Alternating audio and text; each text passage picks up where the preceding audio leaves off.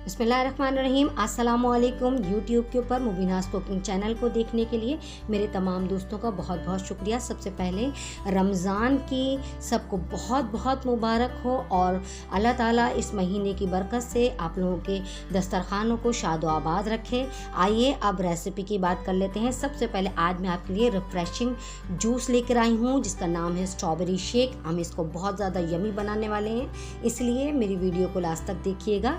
अगर पसंद आ जाए तो लाइक्स भी कर दीजिएगा। इसको बनाने के लिए जो चीज़ें चाहिए उसको नोट कर लेते हैं। आधा किलो मैंने दूध ले लिया है, 1 पाव स्ट्रॉबेरी ली है। देखिए स्ट्रॉबेरी को मैंने बीच से कट कर लिया है। 4 टेबल स्पून शक्कर और इसको और ज़्यादा यमी बनाने के लिए 1 कप मैंने वनीला आइसक्रीम का इस्तेमाल किया है। शक्कर इसको आप कम या ज़्यादा कर सकते हैं अपने टेस्ट के मुताबिक। आइए इसको बनाना स्टार्ट करते हैं। स्ट्रॉबेरी को मैंने अच्छी तरीके से साफ़ करके धो के कट कर लिया था और इसके अंदर मैंने 1 कप वनीला आइसक्रीम का इस्तेमाल किया है। आप कोई सी भी आइसक्रीम इस्तेमाल कर सकते हैं। ये आइसक्रीम इसको बहुत ही ज़्यादा यमी बनाएगी। देखिए मैंने सबसे पहले शक्कर और स्ट्रॉबेरी और आइसक्रीम के साथ इसको मैं बीट करूँगी ब्लेंडर की मदद से। अगर हम इसमें दूध डाल देंगे तो फिर ये सही से ब्लेंडर में ब्लेंड नहीं हो सकेगा।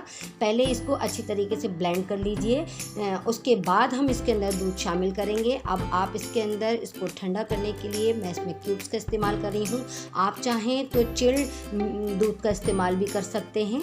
देखिए ज़बरदस्त सा रिफ़्रेशिंग मिल्क शेक बन के तैयार है स्ट्रॉबेरी का। स्ट्रॉबेरी आजकल सीज़न में है, इसको ज़रूर बनाइए और मेरी रेसिपी को ज़रूर ट्राई करिए और मुझे फ़ीडबैक लाजमी दीजिए कि आपको मेरी बनाई हुई रेसिपी कैसी लगती है। अगर मेरी रेसिपी पसंद आए तो मेरे चैनल को ज़रूर सब्सक्राइब करिएगा, बेल आइकन को दबाना हरगिज़ मत भूलिएगा ताकि हर आने वाली रेसिपी का नोटिफिकेशन सबसे पहले आप तक पहुँचे। और ये देखने के लिए थैंक्स फॉर वॉचिंग। अल्लाह हाफिज़।